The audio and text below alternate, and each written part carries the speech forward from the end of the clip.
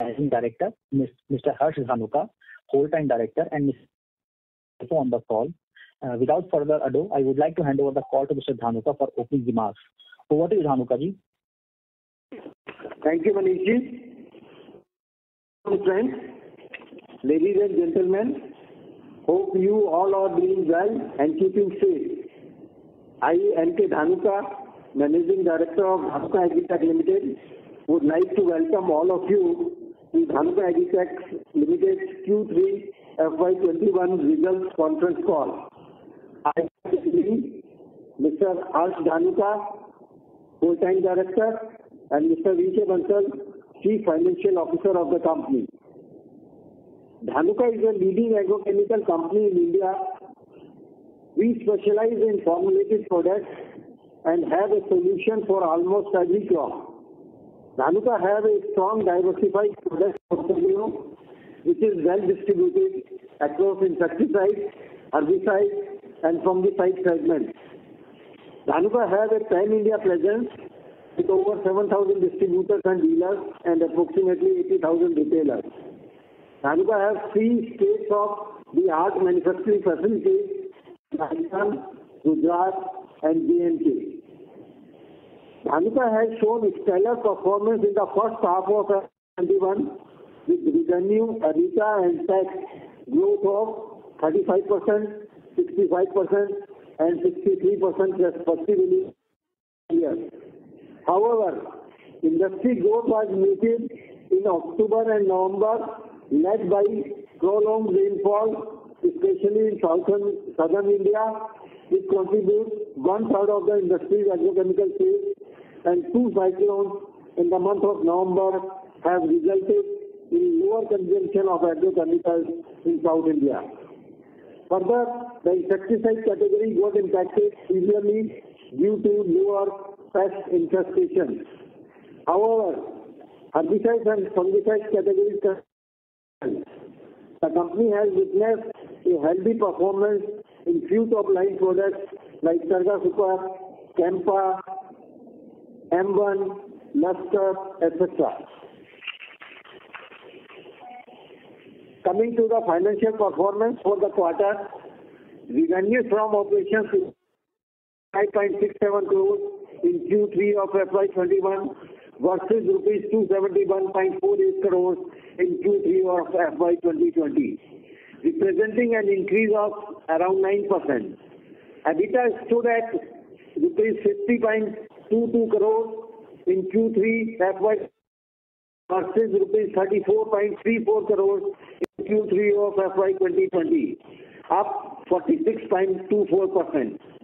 EBITDA margin 12.65% in Q3 of FY2020 to 16.98% in Q3 of FY21, led by strong operating leverage. Profit after tax was stood at rupees 40 crores in Q3 of FY21 versus rupees 28 crores in Q3 of FY20, up 42.86%. PAT margins improved from 9.91% in FY20 to 13.13% in Q3 of FY21. If we talk about 9 months ending December 2020, our revenue from operations stood at 1111.91 crores versus rupees 892.5 crores in the same period in FY20, representing an increase of 24.58%. EBITDA for the said period stood at rupees 204.48 crores versus rupees 127.7 crores in the same period in FY2020, up 60.13%. EBITDA margins improved from 14.31% in 9 months ended FY20 to 18.39% in these 9 months, led by strong operating leverage. Profit after tax for 9 months ending December 2020 was rupees 162 crores versus rupees 102 crores in the same period in FY 2020, up by 58.82%. Congratulate the complete team for these good results. Now coming to the zone-wise share of turnover Q3 FY21, the North contributed 20%, East Zone contributed 13%, West Zone contributed 27%, and South India contributed 39%. If the South India sales would have not been impacted, then the share of South Zone would have been even much better. Coming to the product category, percentage share of turnover in Q3 FY21, insecticides contributed 37%, fungicides contributed 19%, herbicides contributed 31%, and others contributed 13%. During this quarter, the company has bought back its 10 lakh fully paid up equity shares, representing 2.1% of the total issued and paid up equity share capital of the company at the rate of rupees 1,000 per equity share, aggregating to an amount of rupees 100 crores, and extinguished these shares on 13th November 2020. Consequently, paid up share capital has been reduced by rupees 20 lakhs. We are happy to announce that the Board of Directors has approved in today's meeting for setting up a plant for technical manufacturing of pesticides, that is backward integration process, at its Dahej land in Gujarat. The company has a plot of approximately 137,000 square meters at Dahej, Gujarat, which was acquired in the year 2013, which is in chemical zone. The setting up of this unit involved an investment outlay of approximately rupees 200 crores initially, which will be managed from internal accruals of the company. Dhanuka proposed to appoint Shah and Talati, Vadodara, as architect and structure engineering consultant who has 45 years experience in this field. Also, we propose to appoint Uday Consultancy Valsad as basic and detailed engineering consultants who are having more than 25 years experience. The setting up of said unit will improve the company's position with other players for procuring the raw material under the barter system. It will help the company to expand its market share and to open new avenues for the export. The company may explore in future for export of intermediates to Japanese, American, and European companies as per mutual agreement. The complete project plan for setting up this unit will be finalized within next 6 months. The board has decided that Mr. Kapil Dev Gajanan Vatsal, Vice President of the company, will be responsible and in charge of.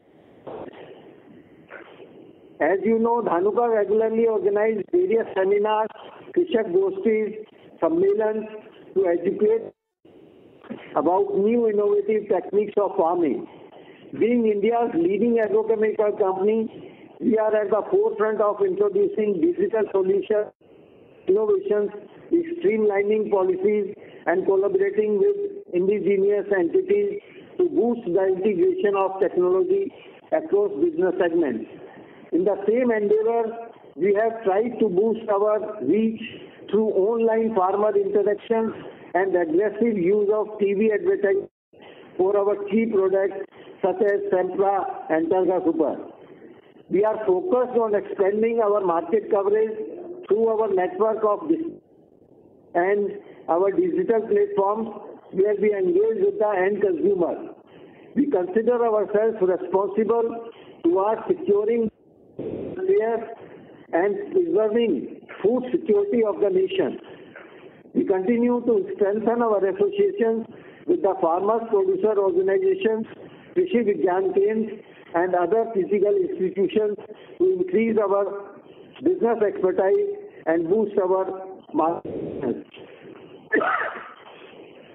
Yesterday, the budget was presented in the parliament, and more focus was given on health and agriculture sector.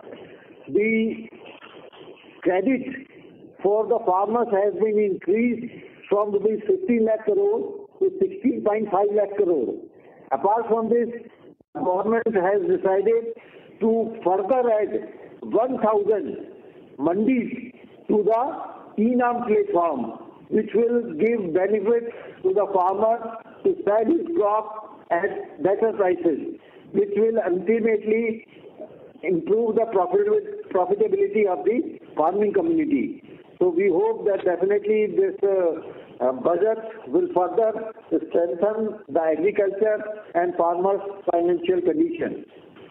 To summarize at last, Dhanuka continues to demonstrate our liability to overcome challenges and emerge stronger despite uncertain business environment. We will aggressively roll out new formulations in the upcoming quarters and would ensure that it reaches to the consumer. I reassure our shareholders that we are committed to the task of transforming the landscape of agriculture in India and will play an integral role in rewriting the future of a better and new India. And on this note, I would like to hand over the mic to operator to enable us to take the question. Thank you very much. Thank you very much, sir. Ladies and gentlemen, we will now begin the question and answer session.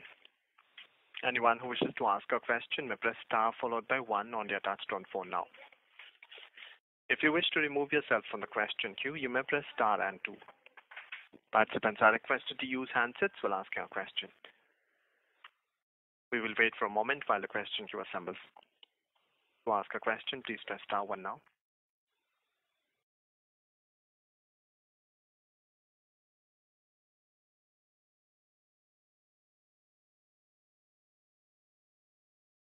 We have a first question from the line of Rohit Nagraj from Sunidhi Securities. Please go ahead. Yeah, so thanks for the opportunity and congrats on set of numbers plus the announcement on CAPEX. So my first question is related to CAPEX. So herein we have said that the strategy is expand market share and open up new avenues for exports. So currently I understand that we don't have any exports as of now. So how are we going to go ahead with this particular strategy? Is it going to be new products, generics, branded generics? So if you could just expand a little bit on this. Thank you. The export is mainly happening for API, the technical grade pesticides. Till now, Dhanuka was only in the branded sales, that is formulation. So formulation exports are happening. It's not that they are not there, but they are very less in comparison to the technical exports. So you can be basically viable in exports only if you are manufacturing technical grade pesticides. So once Dhanuka has decided to enter into the backward integration in technical grade pesticides, there will be export opportunity once the production starts taking place. So we will definitely explore the possibility of exporting the technical grade pesticides from India. Okay, thanks. So that helps. The second question is in terms of reducing import dependency.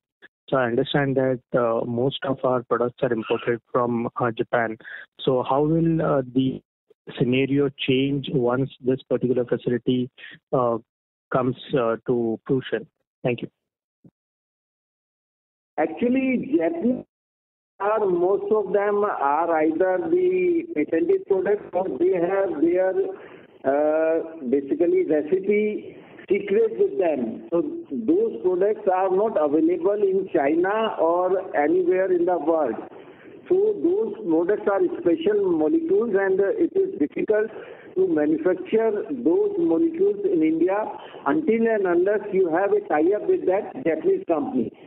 Definitely the products which we are importing from China, they will be definitely start manufacturing initially, and in case in the meantime Dhanuka is able to have a tie-up with any of the Japanese company, then we will look into those areas of a tie-up with Japanese company and start some specialty molecules in this unit.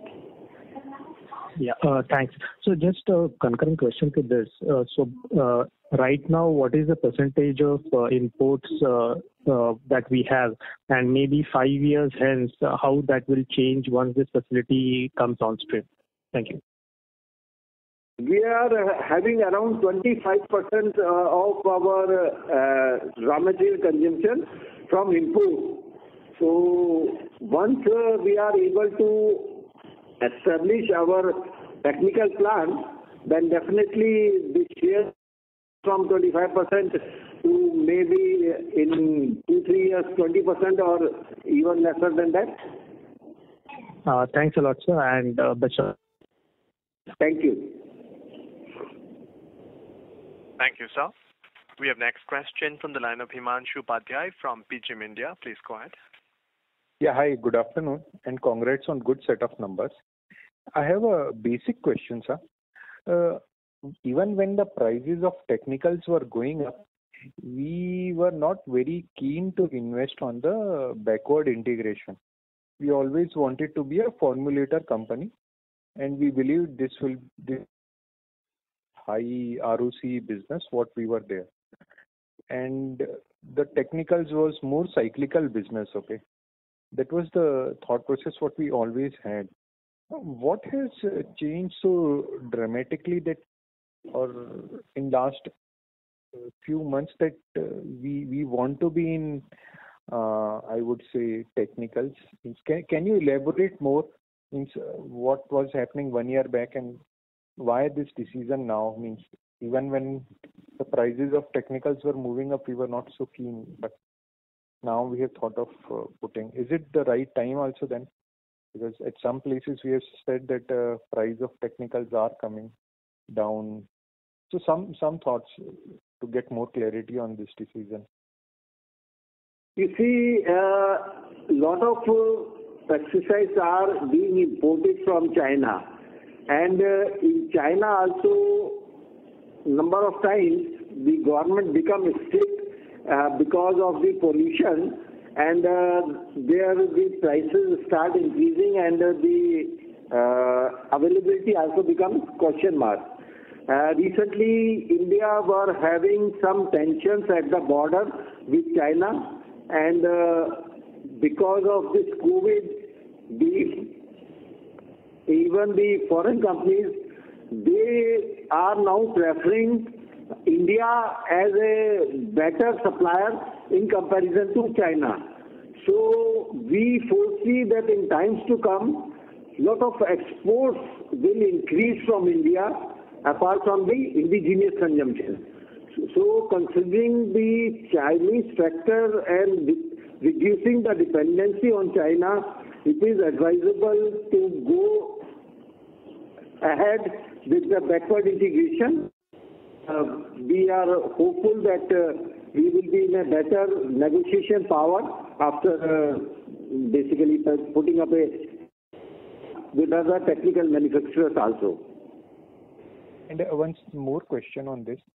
See, with the capacity what we are putting of 200 crores, and we produce or what we sell in formulations are a number of products, okay? So how many APIs or means 5, 10, 15 product we could make on our own, or means what percentage of our formulations would we be able to get backward integrated through this 200 crore capex? Can you throw some light on that also? It's too early to say. In principle, basically management has decided to enter into this backward integration technical manufacturing. Mr. Kapil Vasse has been appointed the Vice President for the project.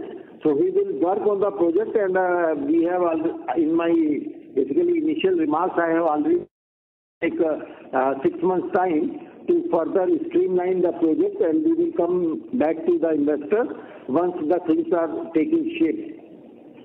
And one more thing, when we are talking about export opportunity, which we'll also look at, so will that be formulation exports also you are talking about, or you think even technicals you would like to export if for this, with this facility? Mainly it will be technical, but if there will be opportunity for formulation export also, then definitely Dhanuka would like to explore those opportunities also. So both way we are open, and but major exports will be for technical. Okay. I have few more questions. I'll join back in the queue. Thank you, sir. Okay, sir. Thank you. We have next question from the line of Probal Sen from Centrum Broking. Please go ahead. Thank you for the opportunity. Afternoon, Dhanuka. With respect, of course.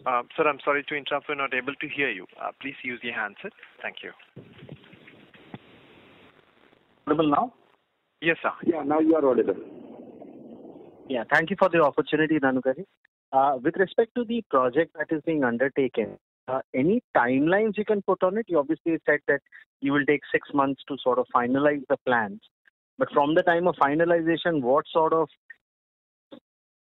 realistically looking at to complete construction and really start sort of seeing, production from this plant? It will take a half year's time to basically start the production from there. And although the things will streamline in once the project report is in hand, but I'm talking approximately time, it will be around 2.5 to 3 years time. So, sir, sitting here today, we can comfortably say that it is basically about 3 years before this plant really starts to contribute to our numbers, give or take, right? Yeah, approximately 3 years time, definitely you can consider. Okay.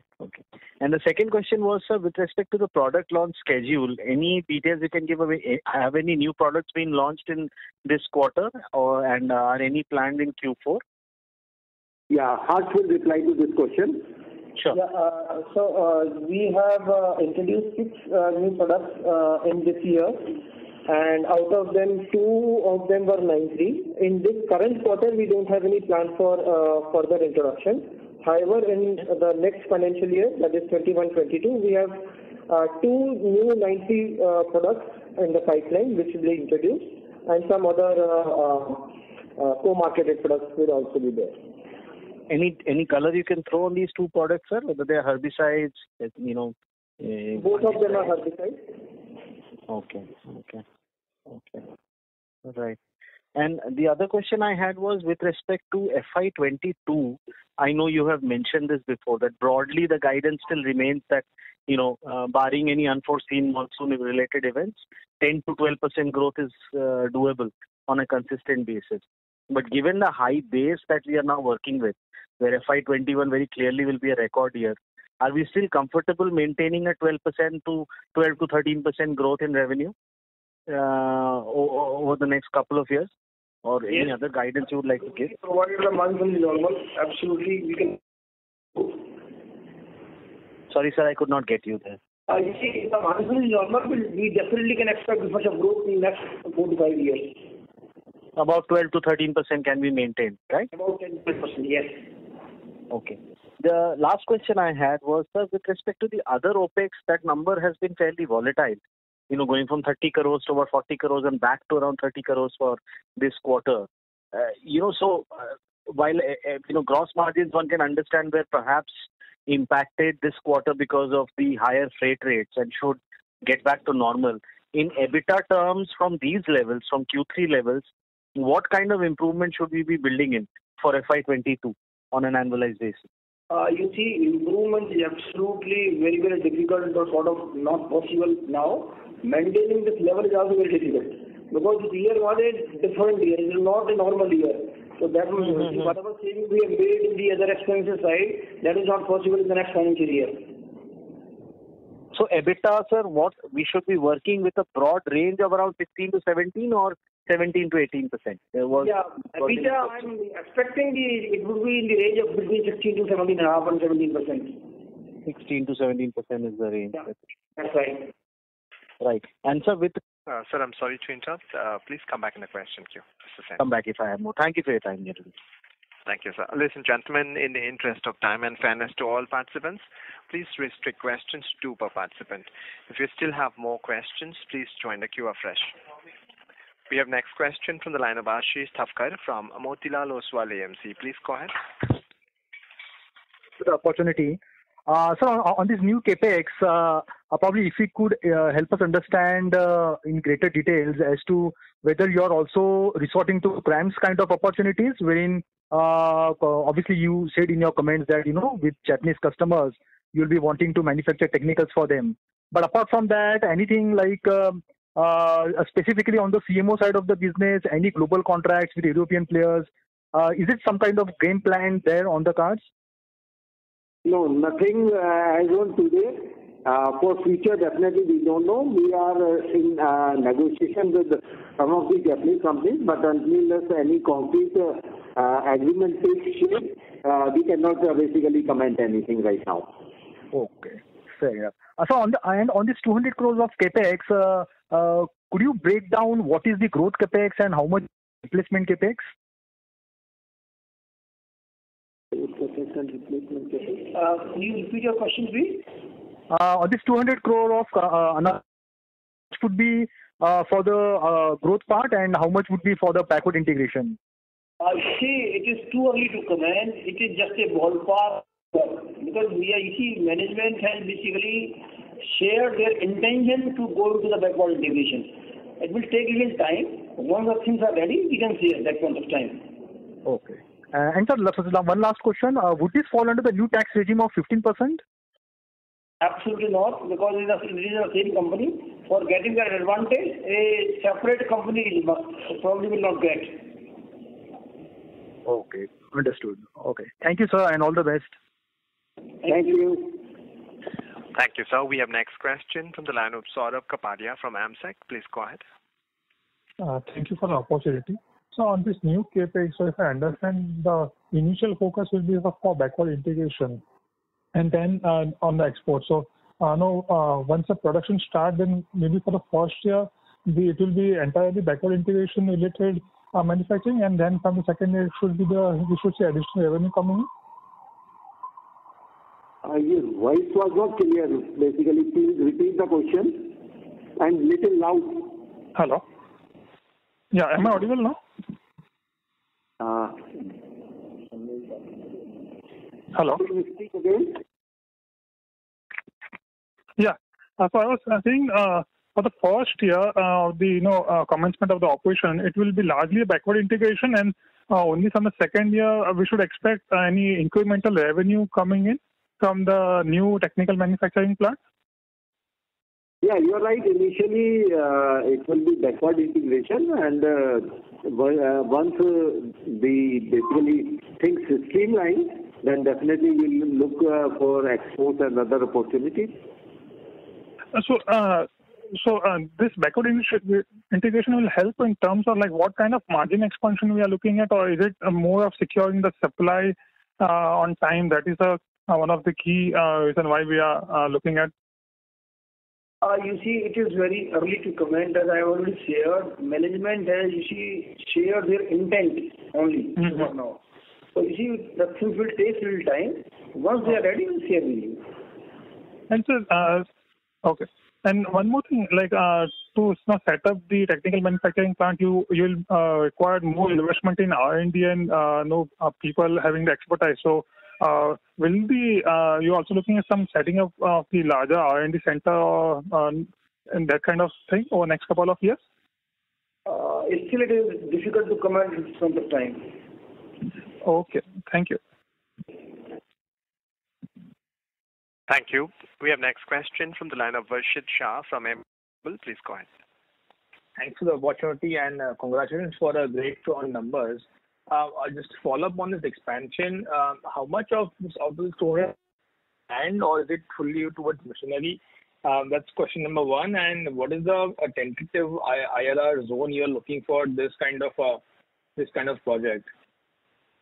The land was purchased by the company in the year 2012 or 13. So that is already in the books of the company. There will be no fresh investment in land. This will, I'm talking that is ballpark, only tentative figure. As Mr. Bansal has shared that the management has just shown the intent to enter into the backward integration. We have recently taken Mr. Vatsay as Vice President Project, And once the things are finalized, then we will further share the details with you. Sure, that's helpful. And secondly, you mentioned it will take approximately 2.5 to 3 years from now. So would we see any volumes coming in end of FY22 or in somewhere 23, or it will be very negligible as per your plan as of today? As shared, once the project report is there, only then we will be able to share the details. It is only in very basically infant stage. So once it starts maturing, then we will share the details, sir. So I think that's helpful, and all the best. Thank you, Mr. Vashit. Thank you, sir. We have next question from the line of Rohan Gupta from Edelweiss Securities. Please go ahead. Dhanuka ji, hi sir, good evening. Good evening, Rohanji. I think that after every quarter you've been chased and asked on the same question that any intent on putting a plant or backward integration, and finally we hear the announcement. Sir, you have repeatedly been saying that you have always been evaluating this option for manufacturing, but now you have finally decided on, and I understand that right now it's at intent stage, so many things may not be clear, and as going forward, maybe next 6 months you may come up with more plans. Sir, what I want to know that you have always mentioned and maintained that you don't want to only go into manufacturing for the sake of backward integration only to meet your own requirement. Until unless you see the bigger opportunities in exports primarily, you won't be comfortable putting a plant. Sir, as a company, maximum number of relationship with the global players, with the almost 10 plus players you have a relationship and has been sourcing and selling their products in India. Sir, before getting into manufacturing, did you discuss any of these relationship, your intent, and did you get any kind of comfort or any assurance that you may get any manufacturing opportunities from them and that can lead to some export opportunity for you going forward? Mr. Rohan, we are talking with definitely our Japanese partners, but nothing concrete. These are only at discussion stage. Once any concrete things take place, then definitely we'll let you know. But no any agreement or no any commitment as on today. So as of now, that your generic business, which is roughly 1/3 of your total revenues, it means that roughly 300 to 400 crore rupees. For that only you need probably all these material which generally comes from China. And as of now, you plan to only put the plant for these generic materials and backward integration only. So is that right to understand, sir? I cannot comment right now. As I told you, once the project report is ready in next 6 months time, then definitely I will come out with the figures. At present, I cannot basically make any comments on your query. Okay, so we'll wait for more quarters to get some more clarity on that. On the current quarter numbers, definitely you have done a great job in 9 months, and every quarter has seen a strong growth at bottom line. Sir, but that large portion of the bottom line has also come from the restricting your employee expenses and other expenditures. So we have seen that though your top line growth in 9 months have increased by almost 24%, your employee expenses and other expenses have been curtailed almost at the last year level. That led to margin expansion at EBITDA level. Sir, do you see that you have been cautiously cutting down on the expenses, and now with the top line growth coming back, all these expenses are going to increase at a sharper rate in next year, or they will have a growth in line with the top line growth, sir? You see, as far as other expenses are concerned, definitely there will be increase significantly in the next year. This year the expenses are lower because of COVID. But as far as employee cost is concerned, that will not grow, I hope, more than, say, around 10% type rate. Okay, so other expenses you see that can increase much sharply next year, maybe even higher than the top line growth of 10 to 12% which you are expecting, sir? Yes, that is possible. Absolutely right. So we have not seen, sir, and the continuation of have not seen any significant expansion in gross margins this year. Though we have seen that EBITDA growth was driven by below gross margin expenditures. So, sir, you see that that there is a pressure on margins next year if we can't improve our gross margins in near future, sir. And with the rising price of inputs and raw material costs, do you see that there is any opportunity in expansion of gross margin? I think you are saying EBITDA margin is basically driven by the saving in the employee cost or the other expenses. I am not convinced with your argument because the largely driven by the expense in the gross margin as well. And if you see the Q3 numbers, the expense in the gross margin is 198 basis points. So that is a significant part. Yes, sir. Sir, there has been a little bit improvement, but do you see that there is a further scope on gross margin expansion, or it will remain at best at the current level only? Improvement of 200 basis points is a little bit. Then yes, if it is a little bit, then it is a little bit. I think it's very difficult to go beyond that. And to our understanding, 200 basis points, we are very much comfortable and happy with this type of expense margin. Okay. That answers, sir. Thank you very much, sir. And we hope to hear more on our capex plans in upcoming quarters, sir. Thank you, Dhanuka ji. Thank you, Rohanji. Thank you. We have next question from the line of Somaya V from Spark Capital. Please go ahead.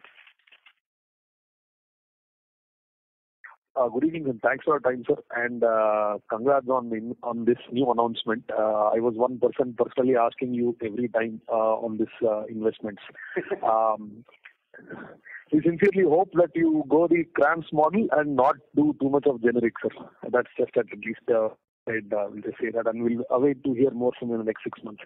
So my question essentially is about most of it has been answered, but from a next year standpoint, how do you see the any rough guidance, because we are having a significant base effect that has already been there. How should we see the broad industry growth for us? You see, basically, India is consuming one of the lowest pesticides in the world. And government is basically focusing on increasing the agriculture and the income of the farmers. The government is talking about doubling the farmers' income by 2022. Even in yesterday budget, Mrs. Nirmala clearly said that they want that the farmers should get minimum 50% profit on its cost of produce. So that way, there is a lot of opportunity from India for export also. So consumption of pesticide is also expected to increase in India. So that's why we are hopeful that Dhanuka will be able to deliver 10 to 12% growth if the monsoon is normal. Okay, 10 to 12% revenue growth is what you're highlighting, sir. Yeah. Got it, sir. Sir, and how is the raw material scenario now from China? Any price improvements we are seeing? Any rough number that you can guide, as in the rough average cost for you has been reducing by what percentage, or anything that you can guide on this? The prices in China are on increasing trend because of the 2-3 reasons. One is the raw material used in manufacturing of intermediates and pesticide-based technicals. They are increasing. Number 2, because of the COVID, some of the factories in those provinces have been shut down. And thirdly, because of non-availability of containers, the freight cost has tripled. Earlier, the 1 SCL of 20 feet was coming at $1,000 from China. Now the cost has gone to $3,000 per container. Of these 3 reasons, the prices have increased in China for most of the raw materials. Hope that may possible after 3 months the prices stabilize and start coming down. But at present the prices are on the rise. on an average base, how much is it increased by, sir, like versus last year, last couple of quarters to now? Any rough average that if you could give us? In comparison to last quarter, maybe around 6-7% increase. It depends product to product. In some of the products, increase is even up to 20%, and some products are at par. Some products are 5 to 10%. So on an average, you can say 6-7% increase. Got it, sir. And just one final question. Because you're doing this capex now, would it be fair to say that we may not expect dividends in the fourth quarter, or will you go ahead, sir? Dhanuka has already rewarded its shareholders by doing a buyback of 100 crores of rupees at the rate of rupees 1,000 per share. So dividend, as we are giving dividend, so for the dividend definitely will give dividend to a nominal extent. But otherwise, apart from the capex, we have already rewarded for FY21. Got it, sir. Thank you and all the best. Thank you, sir. We have next question from the line of Viraj Kacharia from Securities Investment Management. Please go ahead. Yeah, hi. Thanks for the opportunity and congratulations for good set of numbers. I just had a follow-up on the question on the capex part. In the past, we also, one of the reasons also we used to say, we had this whole approach of focusing on formulation and having an asset-light model because the foreign partners used to have a more concentrated manufacturing and supply chain approach, and they were not willing to share the technology, and hence we continued with this model as well. So now, what are we when we are talking to them and when we have decided to go with this approach of capex and backward integration? What is the communication we are getting from them in terms of the technicals? Is there a change in thought process, or if you can just elaborate a bit more on that?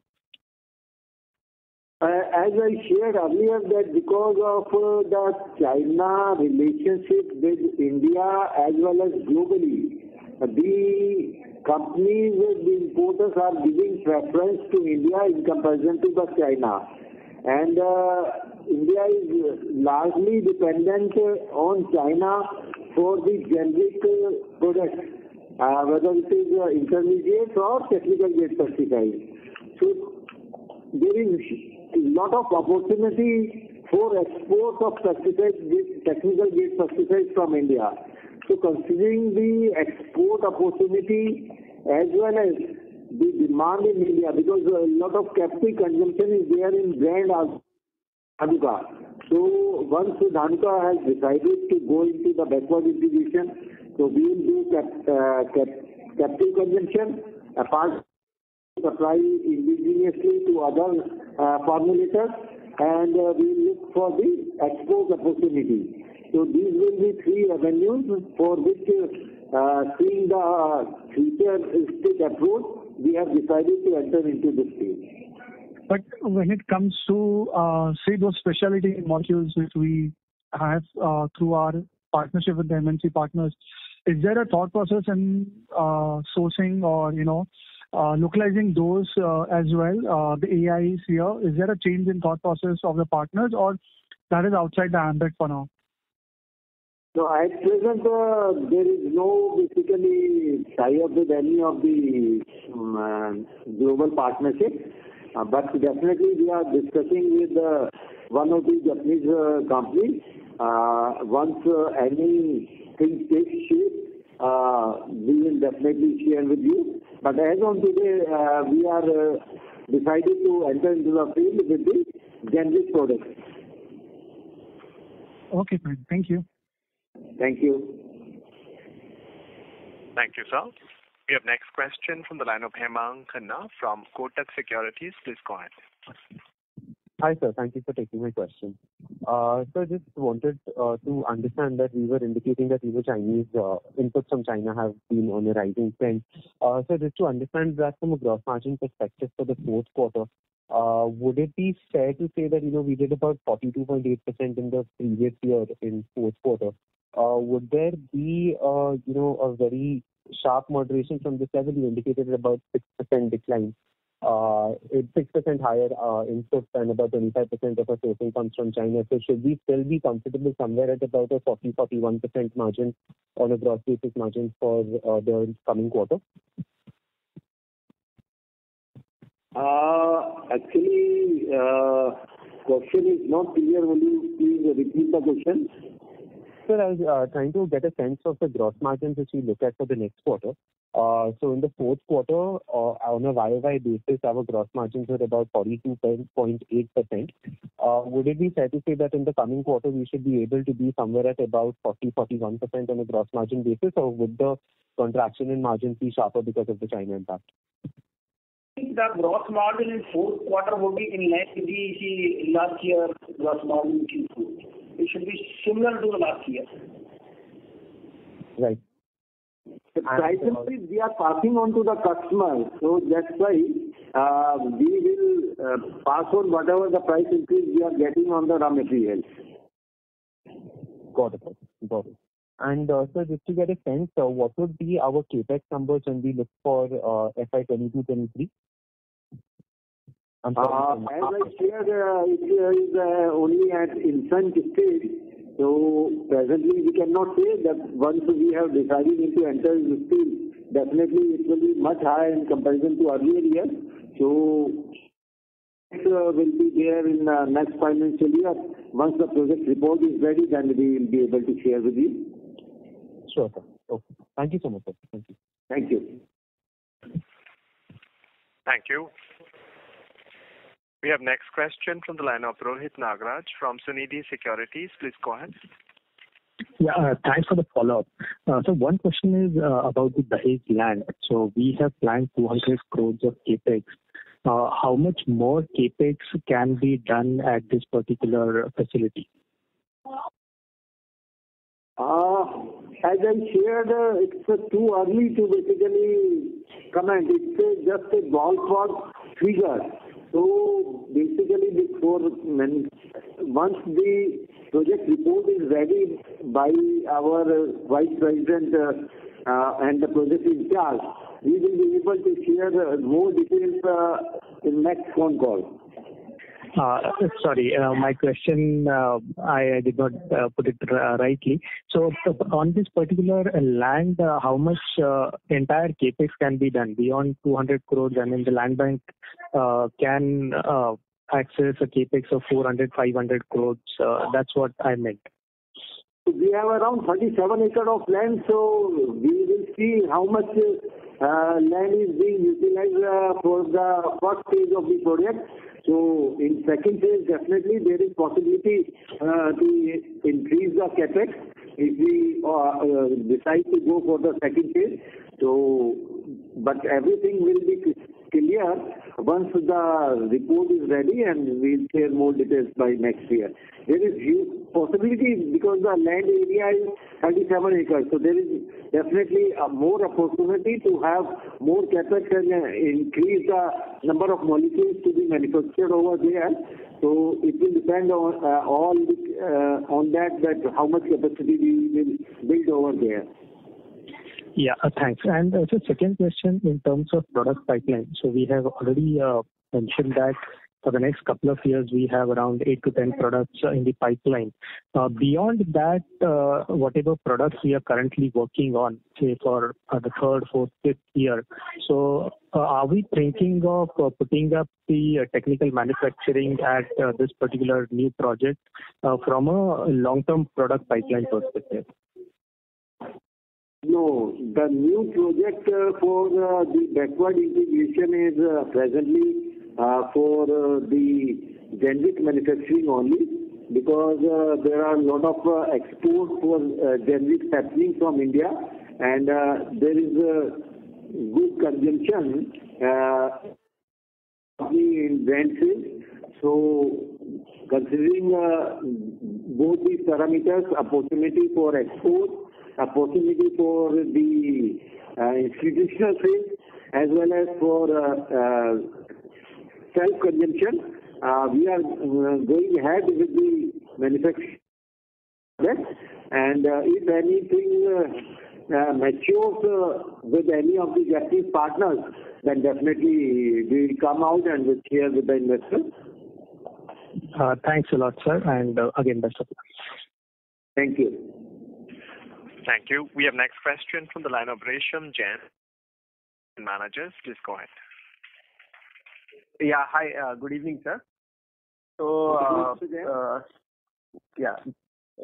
so, sir, I have just two questions. So, first is, as you mentioned in your opening remarks, that there has been some impact in the southern India because of monsoon and the cyclone. So, what we have heard is that there has been sowing which has actually deferred, and we have seen a good improvement in January. So, is that something which will just got deferred and not fully got impacted, let's say, in Q3? You are absolutely right, Mr. Jain, that the sowing has taken place in especially Andhra and Telangana. So both these states have shown good growth in the month of January, and things are reviving. So we are hopeful that like January, February and March should also show good growth from South India. And last year, because of the lockdown, we have suffered sales in the last week of the March. So this year, last week of March will also give us a reasonable sales because the staff basically to complete their targets basically do the sales in the last week of March. So we hope that as per our earlier guidance, we will definitely be able to achieve our targets this year. Got it, sir. So my second question is on competitive landscape. And you highlighted that in your second quarter call that a lot of these smaller marginal players are seeing some impact earlier because of their factories not running at good utilization, and now we are also hearing that because of this Chinese logistical issues, increasing cost and all, again some of the importers are facing a lot of challenges. So how do you see the overall competitive landscape in this context? Yeah, you are right, Mr. Jain, that because of the Central Insecticide Board and the Custom Department has become very strict and rigid on the documentation and the legality part.